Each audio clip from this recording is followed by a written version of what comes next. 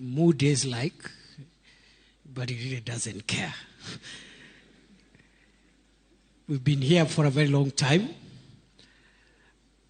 I request we stand up, stretch ourselves, as we invite His Excellency President William Ruto to come and address us as we crown off the first Katiba Day celebrations.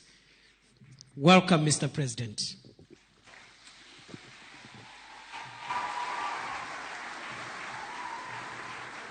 Thank you very much. Please, let's take our seats.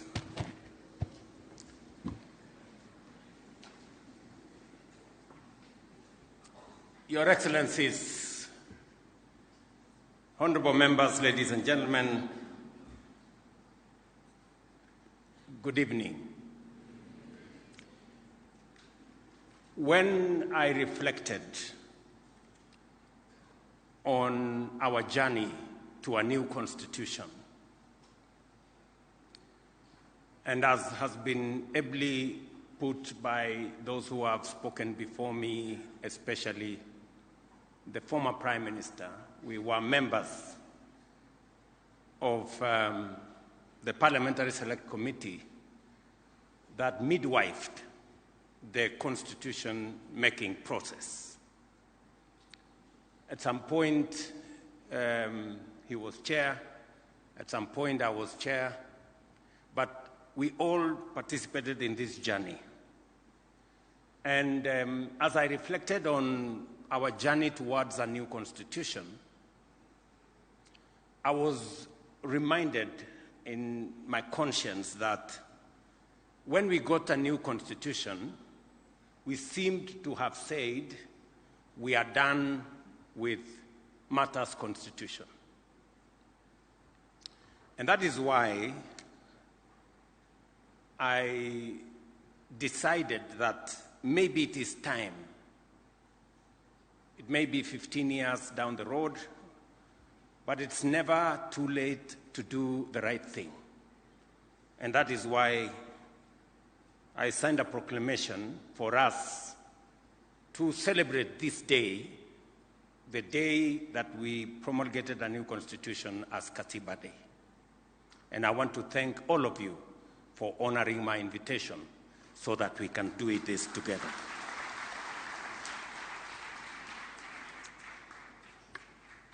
As I reflected on how this should be done, I also was informed by the journey. What we discussed during the constitution-making process is that we had too many holidays.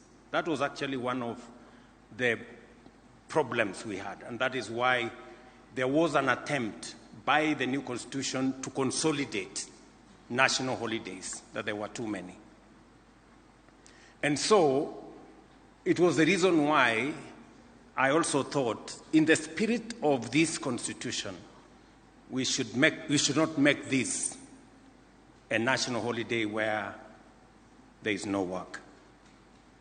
And partly why I thought maybe we should have this occasion in the afternoon so that people can work in the morning. It was my thinking. But maybe we can refine that as we go forward. But the Constitution of Kenya 2010 was born out of people's deepest desire for justice, inclusivity, and dignity.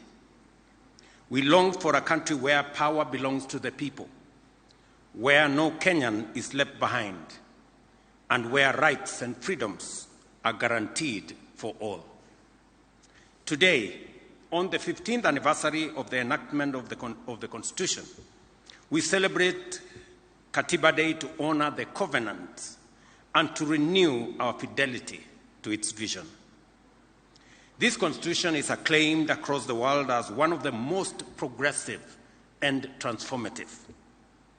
It is our solemn duty to preserve it, protect it, and to ensure its full implementation. Ladies and gentlemen, our Constitution was born out of hard and painful lessons. The tragic events, for example, of 2007-2008 remind us how far our nation could descend when institutions fail, when resources are hoarded by a few, and when divisions are cynically exploited. From that moment of crisis, we made a solemn resolve: never again. Never again would Kenya be brought to the brink of collapse by impunity and injustice. For we knew that we, as a people, deserved better, and our country demanded better. Katiba 2010 became our national testimony, our solemn vow to build a free, democratic, inclusive, and united Kenya. Over the past 15 years, we have walked that journey. We have injected life into this great chapter. Fellow Kenyans, as stipulated in Article 174, devolution has come alive. It has fostered equity by distributing resources fairly and addressing historical imbalances. Many have been mentioned. Matters to do with health. Many counties, for the first time, had doctors in facilities. We've been told about the first cesarean session done in Mandera County for the first time under devolution, and many, many testimonies could follow. Since the birth of devolution 12 years ago, the national government has transferred a total of 4 trillion to counties. Today, every corner of Kenya has a functional county government, closer to the people than ever before. From my first day in office, I affirmed that devolution would not merely be a constitutional provision, but the crown jewel of our democratic governance.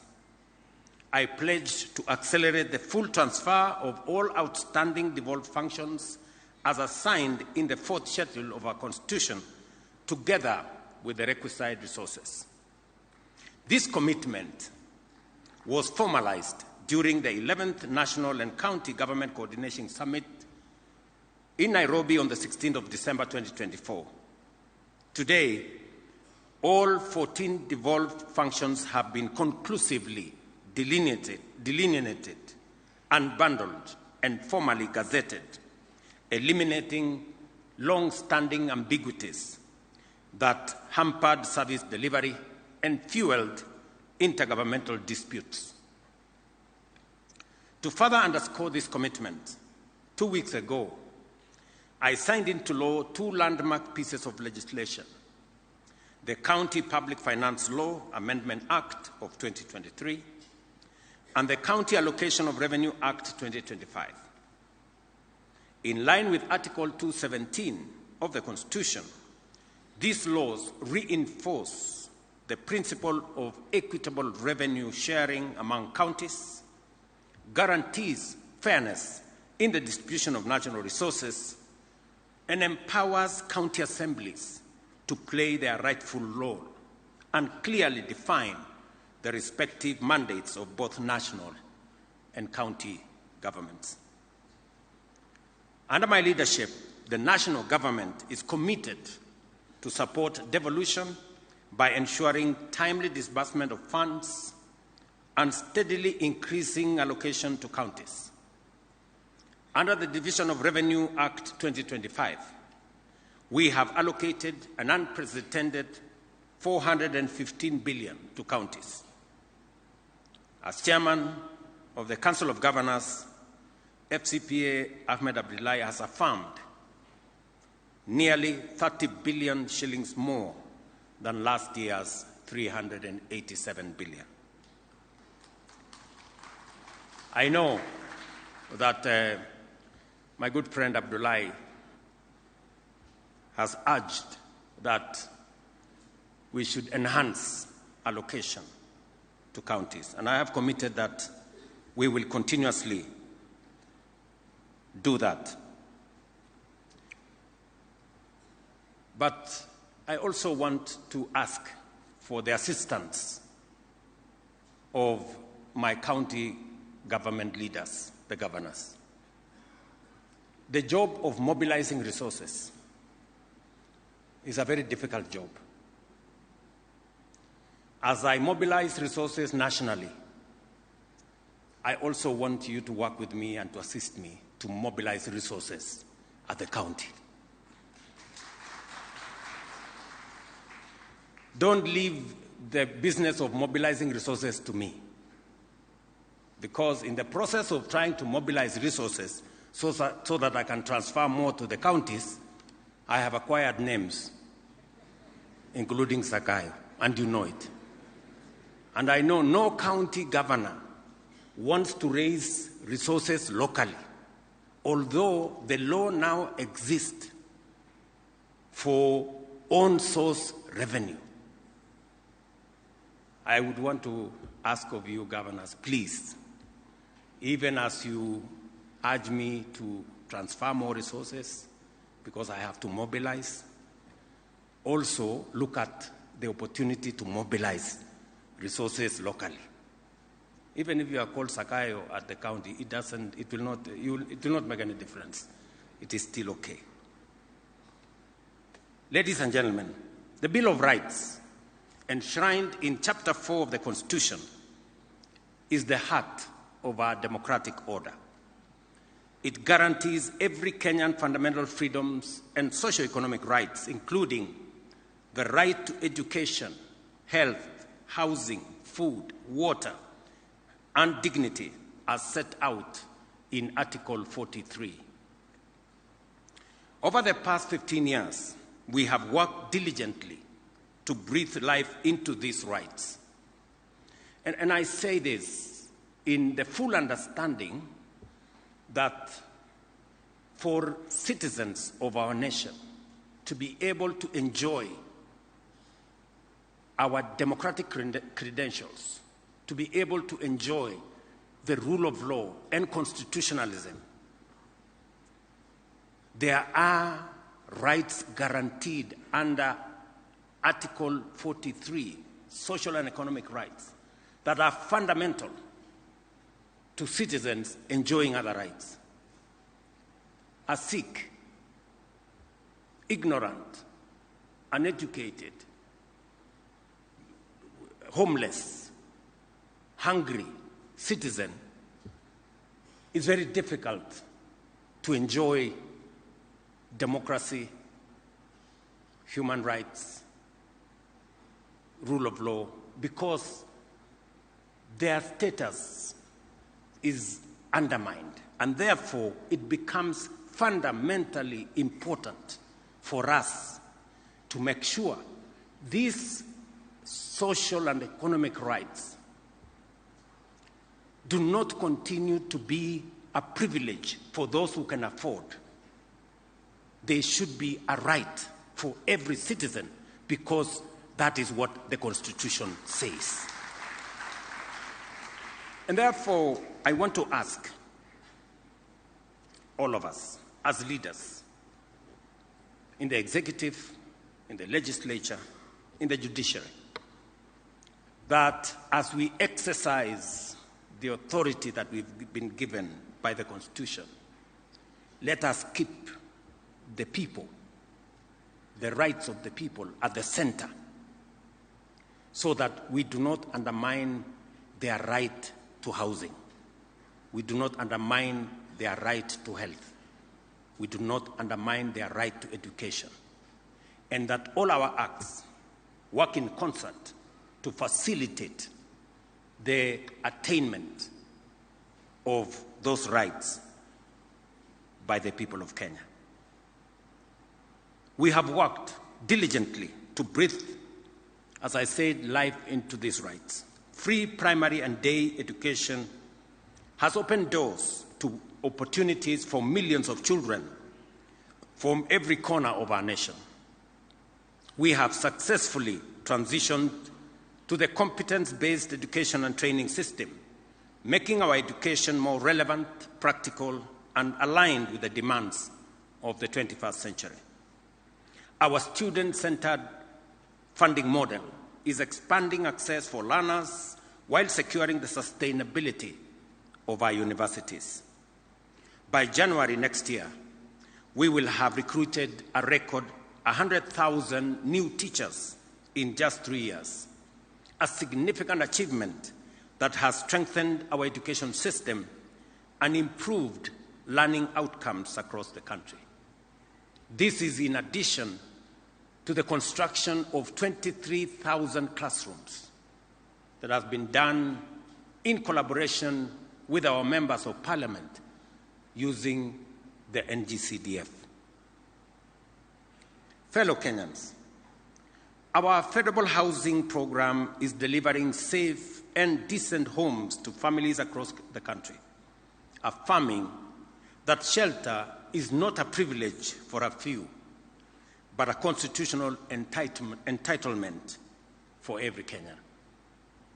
Today, over 160,000 housing units are under construction, each one providing not only a roof over a family's head, but also creating thousands of jobs for our young people, artisans, and professionals. As I committed, we will be handing over the next 5,000 units right here in Nairobi, as we do it in other counties this month. On universal health coverage, we are ensuring that illness no longer drives families into poverty and that access to quality health care is upheld as a right of every citizen. Despite the inevitable challenges of transition, which are being systematically addressed, the progress is demonstrable and undeniable. As of today, 25.7 million Kenyans have registered with the Social Health Authority, a clear indication of confidence in this reform.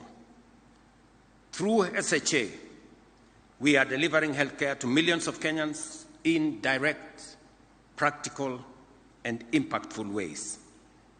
I must commend the county governments for working in partnership for us to deliver on this commitment to the people of Kenya.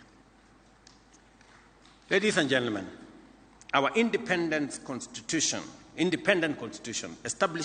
established under Chapter 15 of the Constitution are the pillars that safeguard the sovereignty of the people. The judiciary, parliament, and constitutional commissions operate independently to ensure justice is served, resources are protected, and leadership remains accountable. Yet while independent, they are also interdependent, bound together by the shared duty to uphold the Constitution and serve the public good. Parliament relies on reports from oversight agencies. The judiciary requires laws passed by Parliament, and the executive depends on checks and guidance of all institutions to deliver effectively. This balance of independence and interdependence is the genius of our constitutional design. No arm of government, no office, and no commission can claim supremacy because they are all answerable to the people. In this way, our institutions work not in competition, but in complementarity to protect democracy, entrench accountability, and advance the aspirations of every Kenyan. Fellow patriots, our national values set out in Article 10 of the Constitution are not only a key pillar of our constitutional order, but also the very foundation of our stability as a nation. They remind us that Kenya must always be anchored in patriotism, national unity, democracy, participation of the people, human dignity, equity, social justice, equality, non-discrimination, integrity, transparency, and accountability. Today, on this Katiba Day, as we renew our commitment to the ideals of the Constitution, we must ask ourselves honest, candid questions. Are we truly patriotic? Are we living with integrity, both in public and private? Are we inclusive, leaving no one behind? Are we accountable to one another and to our institutions and to future generations? Corruption is a serious threat to our progress as a nation.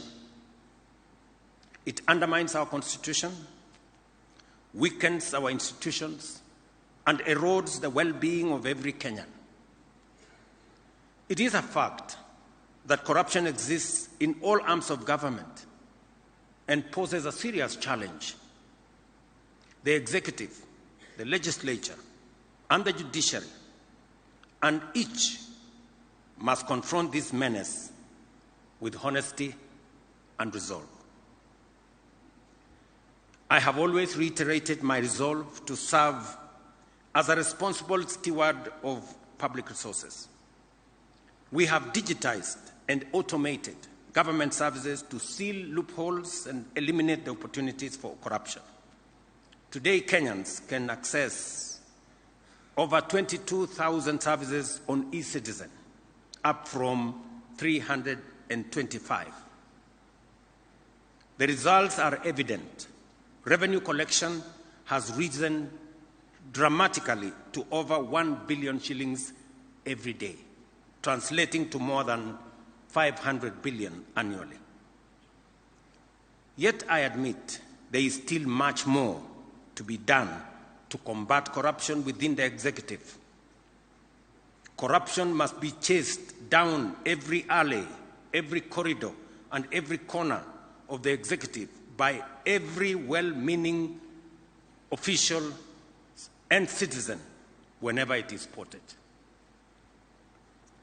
I, William Ruto, President of Kenya, fully support the rigorous and expeditious prosecution of any corruption case backed by evidence. This is the only way to restore trust, uphold the Constitution, and assure Kenyans that no office, no title, and no individual is above the law.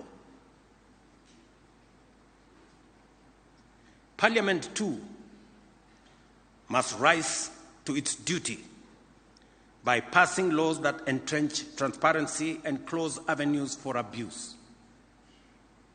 I commend Parliament for passing the Conflict of Interest Bill, now law, which I have signed. This law strengthens ethical standards and closes loopholes that allowed abuse of office.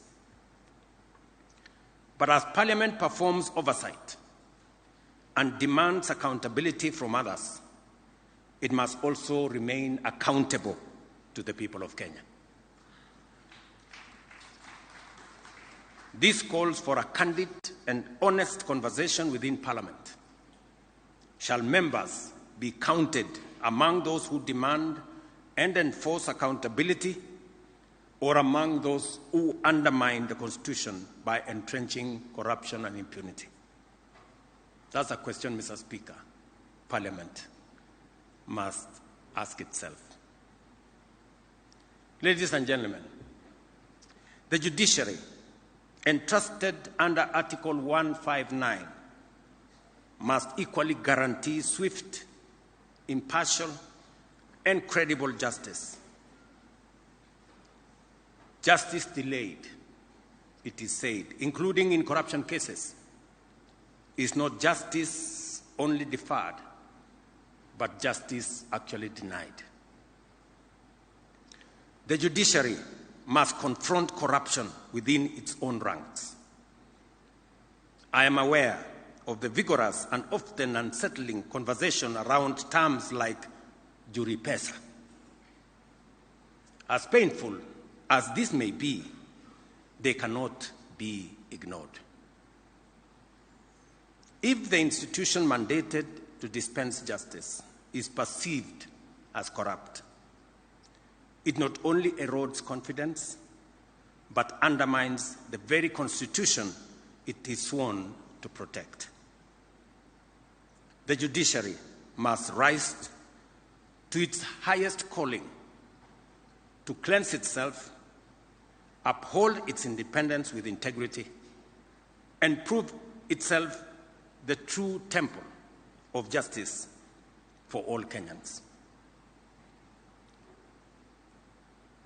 My administration, at the request of the judiciary, has provided resources for the hiring of additional judicial officers, especially judges. So far, in 3 years, we have appointed and I have sworn in 47 judges. Another 50 are being recruited as we talk. That will make it 97 judges in 3 years. No other administration has provided such kind of human capital to support our judiciary. It's paid for by the people of Kenya, and it's right for us, as the people of Kenya, to demand expeditious justice to those who come before our courts. In summary, fellow citizens, our national values must not remain words on paper. They must be lived, practiced, and defended every day by every institution, by every leader, and by every citizen. As President, I solemnly reaffirm my oath to uphold, protect, and defend the Constitution of the Republic of Kenya. I call upon all arms of government, the executive, parliament, and the judiciary, as well as our independent institutions and every citizen of our republic, to faithfully discharge their responsibilities in fidelity to the Constitution. Knowing very well that all of us are citizens of this country, every right we enjoy comes with obligations. And those of us who have the privilege to exercise authority, we must know that authority comes with responsibility, and responsibility is accompanied by accountability. And therefore, we must act in the context of what the Constitution allows us to do. For it is not only through our shared commitment that we can secure justice, uphold democracy, guarantee the prosperity of our nation, and truly breathe life into our Constitution, but by doing it together, united as a nation. I am very happy that, though late, we have today started the journey to celebrate Katiba Day, so that we can use this day to continue the robust conversation that Kenyans are used to. We have heard from the Right Honorable Raila Odinga the aspects that, in his view, require review. There are those who have other ideas. There are those who think that we have too many constitutional commissions. There are those who think we should change the formula on sharing of revenue. There are those who think, and we should, all of us, as we celebrate this Constitution, we must celebrate the good, reflect on what is deficient, and work together towards making our country better. With those many remarks, ladies and gentlemen, I thank you for your attention. Asante sana.